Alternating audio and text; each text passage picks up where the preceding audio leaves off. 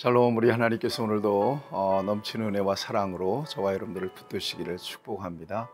오늘 하나님께서 우리에게 주신 말씀은 창세기 제8장 13절에서 22절까지는 말씀입니다. 하나님을 기쁘시게 하는 것이 모든 피조물들의 유일한 목적이라는 말씀을 누누이 드리고 있습니다. 특별히 인간은 더욱 그렇습니다. 하나님께서 특별하게 만드셨죠. 하나님의 형상과 모양을 따라 영적인 존재로 만드셨어요. 그래서 영적으로 하나님과 소통하도록 만드셨고요. 그 자체가 하나님께 기쁨이 된 것입니다. 그리고 하나님께서는 인간에게 그 모든 피조물들을 위임해 주셨어요. 위탁해 주신 거죠. 관리하라, 생육하고 번성하여 땅에 충만하라, 땅을 정복하라, 다스리라. 위탁해 주 하나님의 대리자로 세우셨기 때문에 특별히 인간은 하나님께 더욱 큰 기쁨이 되었던 것입니다. 그런데 타락한 이후에 인간은 하나님의 목적에서 벗어나 버리고 말았어요. 오히려 하나님께 고통이 되었습니다. 땅에 사람 지으신 것을 한탄하실 정도로 인간은 온전한 곳이 없을 만큼 부패해 버리고 말았습니다. 그래서 우리 하나님께서 심판을 계획하시죠. 그리고 하나님의 은혜를 입어 당대의 의인이라고 일컬어졌던 노아를 불러내십니다. 그리고 홍수 심판을 예고하시고 방주를 예비하게 하십니다. 그리고 그 모든 방주의 식양을 다 가르쳐 주십니다. 그의 규모, 재료, 그 다음에 모양, 건축 양식을 다 가르쳐 주십니다. 노아는 하나님께서 명령하신 대로 다 준행했다. 성경은 이렇게 증거하고 있습니다. 그리고 마침내 하나님께서 정하신 홍수의 심판이 시작됐습니다. 온 땅이 40일 동안 깊은 땅에서의 깊은 샘이 터지고 하늘의 궁창이 열려서 물이 쏟아져서 온 세상을 물이 다 덮었습니다. 여러분, 코로 기식하는 모든 생물들은 다 죽임을 당했죠. 유일하게 방주에 들어갔던 노아와 그의 가족 8사람, 그 다음에 방주에 승선하게 된 여러 짐승들만 다 살아남게 된 것입니다. 150일 동안 땅에 물이 창일했다. 그러니까 물만 보였지 땅이 안 보였다는 얘기예요. 그런데 우리 하나님께서 인간을 기억하시고 생각하셨다고 말씀했죠. 방주 안에 있는 인간들, 남겨놓은 생물들을 생각하셔서 동풍이 불게 해서 땅을 묻이 드러나게 하십니다. 그리고 까마귀를 보내고 비둘기를 보내고 마침 비둘기가 감람나무 새 이파리를 물고 들어옵니다. 물이 빠졌다는 것을 노아가 감지하게 되죠. 자, 오늘 본문 말씀을 보세요. 오늘 본문 말씀은 이제 물이 빠졌어요. 그래서 601년 첫째 달 곧 그 달 초하룻날에 땅 위에서 물이 거친지라 노아가 방주 뚜껑을 제치고 본즉 지면에서 물이 거쳤더라. 물이 다 빠져버린 겁니다. 여러분, 얼마나 참담했을까요?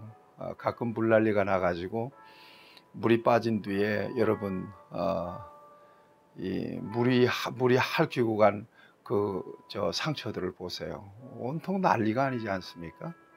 아마 그런 모습이었을 거라고 생각합니다. 하나님께서 15절에 말씀하십니다.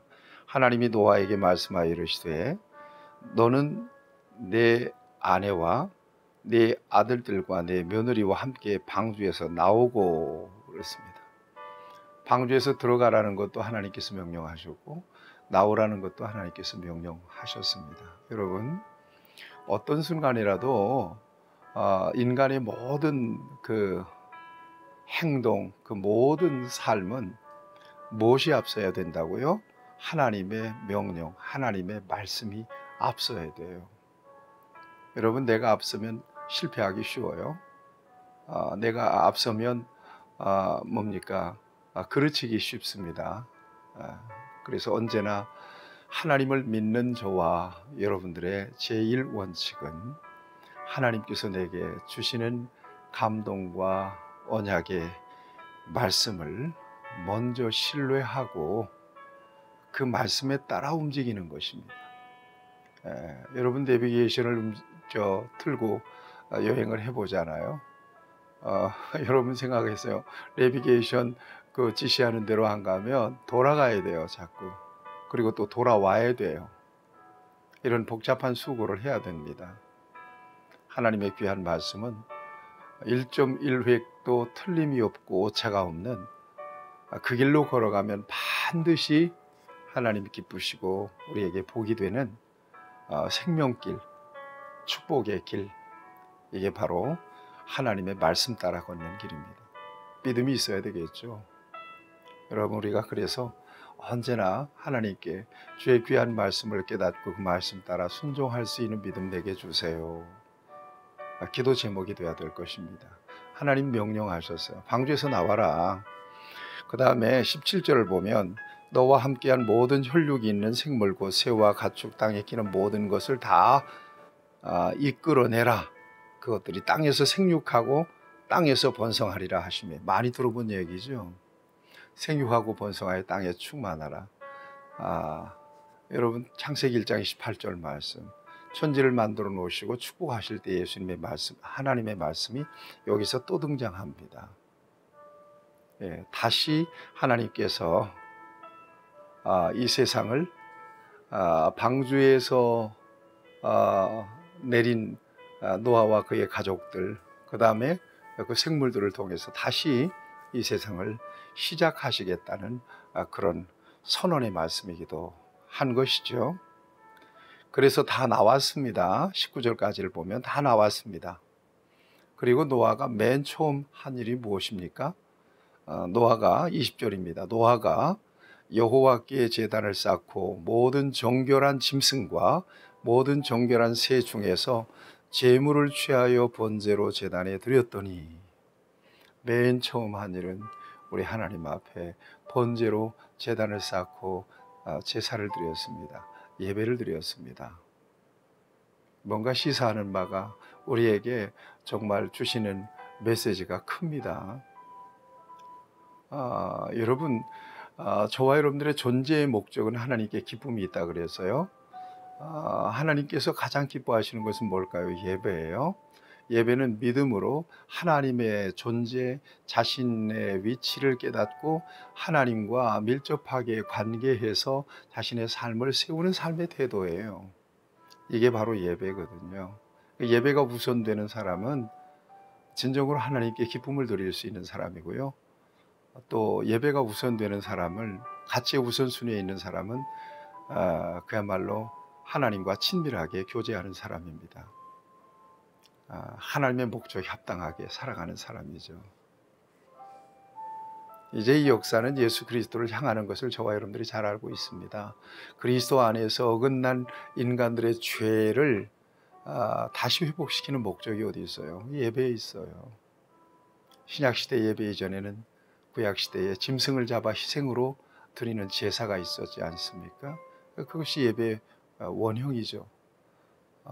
그 제사와 예배는 하나님을 만나는, 하나님과 소통하는 거룩한 교제가 있는 그런 시간 아니겠어요. 예배, 우선에서 하나님 앞에 예배했다. 노아의 삶을 우리가 짐작해 볼 수가 있습니다. 노아는 하나님의 은혜를 입어서 당대 의인이었다. 하나님이 인정한 하나님의 심판에 대한 비밀을 노아에게 다 이렇게 고지했을 만큼 노아는 신실하게 영적으로 하나님 앞에 깨어 있었던 사람이 틀림이 없는 것이 오늘 본문 말씀에서 확인이 돼요. 하나님 말 명령대로 움직이죠. 방주를 칠 때도 명령대로 다 준행하죠. 내려와라 그러도 명령대로, 타라 그러면 명령대로, 그리고 내려와서 하나님 앞에 향기로운 제사를 먼저 드립니다. 감격적인 순간이었을 거라고 생각합니다. 여러분, 예배 소홀히 하면 안 돼요. 예배 정말 소중히 여기세요. 예배 속에 저와 여러분들의 실존이 있어요. 그리스도인의 삶의 가장 중요한 가치는 예배예요. 꼭 교회에 나가서만 예배를 드려야 됩니까? 그렇지는 않습니다. 어디서나 저와 여러분들은 예배자예요. 로마서 12장 1절 2절 보세요. 거룩한 너희 몸을 거룩한 산 제사로 드리라. 이는 너희가 드릴 영적 예배니라. 중요한 것은 성전 예배를 통해서 우리가 하나님을 경험할 수 있을 때 하나님께서 위로 내리시는 은혜와 말씀을 마음판에 새긴 이후에 여러분 생활 예배도 삶의 예배도 가능하다는 것 여러분 아시죠? 인정하실 것입니다. 아유, 나는 교회 안 가도 얼마든지 믿음으로 세상에 살 수 있어. 그러면 얼마든지 세상에서 깨어서 여러분들의 믿음을 지켜내세요. 그렇지만 그러긴 굉장히 어렵다는 것을 여러분들도 많이 느끼실 것입니다. 근데 하나님께서 이 예배를 받으셨어요. 그리고는 21절에 보세요. 다시는 사람으로 말미암아 땅을 저주하지 않겠다. 다시는 사람, 왜냐하면 사람의 마음이 계획하는 바가 어려서부터 악함이라. 내가 전에 행한 것 같이 모든 생물을 다시 멸하지 아니하리니. 인간의 악한 속성을 하나님께서 아시기 때문에 다시 물로 다시 세상을 심판하지 않겠다. 이렇게 우리 하나님께서 언약하십니다. 여러분, 저와 여러분들이 얼마나 연약한지는 아시죠? 왜 예수님이 이 땅에 오셔서 죽어야만 했을까? 그 방법 외에는 우리를 고치시고 우리를 구원할 수 있는 방법이 없으셨을까요? 예, 없으셨던 거예요. 인간이 정말 완벽하게 완전한 사람으로 회복되기가, 고쳐놓기가 불가능한 존재라고 하는 것을 우리 하나님이 아시죠.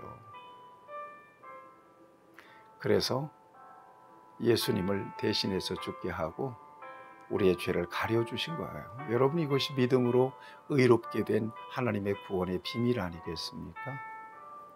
따라서 저는 목사지만 내 삶이 완전하고 완벽합니다 라고 교인들 앞에 얘기 못해요. 여러분들도 마찬가지일 겁니다. 여러분들이 교회에서 어떤 직분을 가지고 있든 또 어떤 봉사를 하고 있든 여러분들이 스스로 그저 나 정도는 돼야지 이런 우쭐한 마음 가져서는 안 될 겁니다. 여러분들도 부족해요. 누구나 다 오직 예수 그리스도의 공로, 하나님께서 인정하신 예수 그리스도의 의의 공로, 그의 대속의 공로로만 하나님 앞에 설 수 있다는 것을 인정해야 할 것입니다.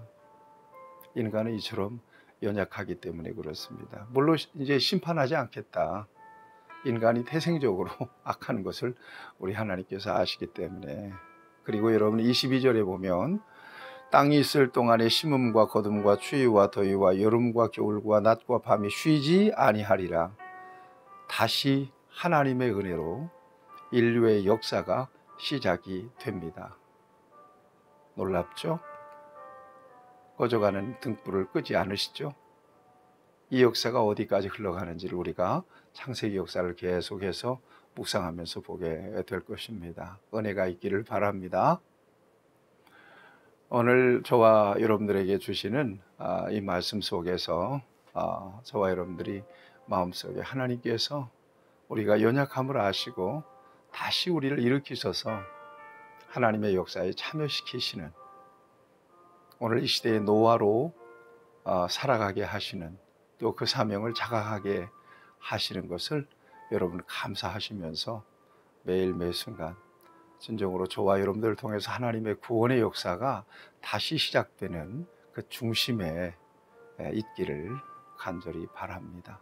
하나님 아버지, 죄로 인하여 깨어진 세상과 인류의 역사를 다시 시작하신 하나님의 그 사랑을, 그 은혜를 이 귀한 말씀을 통해서 우리가 깨닫습니다. 우리의 연약함을 주께서 하시고 심판하시지 아니하겠다는 이 말씀 또한 우리에게 놀라운 은총이 아닐 수가 없습니다. 믿음 안에서 하나님을 가장 기쁘시게 하며 더 이상 하나님께 슬픔을 드리지 않는 우리 모두가 될 수 있도록 신실한 믿음을 더하여 주시옵시고, 어디서나 하나님께 발견되는 기쁜 예배자가 되도록 우리를 인도해 주옵소서. 예수님 거룩하신 이름으로 간절히 기도하옵나이다. 아멘. 여러분 승리하시기를 축복합니다.